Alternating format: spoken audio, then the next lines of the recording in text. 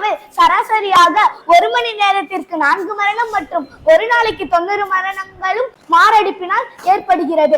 மேலும் இவ்வுலகின் நீரிழிவு நோய் அதாவது டயபெட்டிஸ் நோய்க்கான தலைநகரமாக நம் இந்தியா விளங்கப்படுகிறது. இதற்கெல்லாம் காரணம் என்ன? அனைவருக்கும் வணக்கம். என் பெயர் ராசஜினி. நான் 4ஆம் வகுப்பு படிக்கின்றேன். முதலில் நான் குறிப்பிட்ட மாரடைப்பு மற்றும் நீரிழிவு நோய்களினால் நிகழும் மரணங்களுக்கு காரணமாக விளங்குவது துரித உணவு, அதாவது ஃபாஸ்ட் ஃபுட். இப்போது நான் துரித உணவின் தீமைகளை பற்றி பேச போகிறேன். துரித உணவில் அதிகமான கொழுப்பு, எண்ணெய், உப்பு மற்றும் சர்க்கரை இருக்கும். இது உடல் எடையை அதிகரிக்கும், மூட்டு வலியை ஏற்படுத்தும், இருதய நோய் போன்ற அபாயங்களை உருவாக்குகிறது.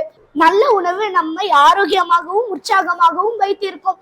ஆனால் துரித உணவு சோர்வு, கவலை, மனச்சோர்வு போன்ற மனநல பிரச்சனைகளை ஏற்படுத்துகிறது. மாணவர்கள் அதிகமாக துரித உணவு சாப்பிடும் போது தூக்கக்குறைவு, கவன சிதறுதல் போன்ற பிரச்சனைகள் வரும்.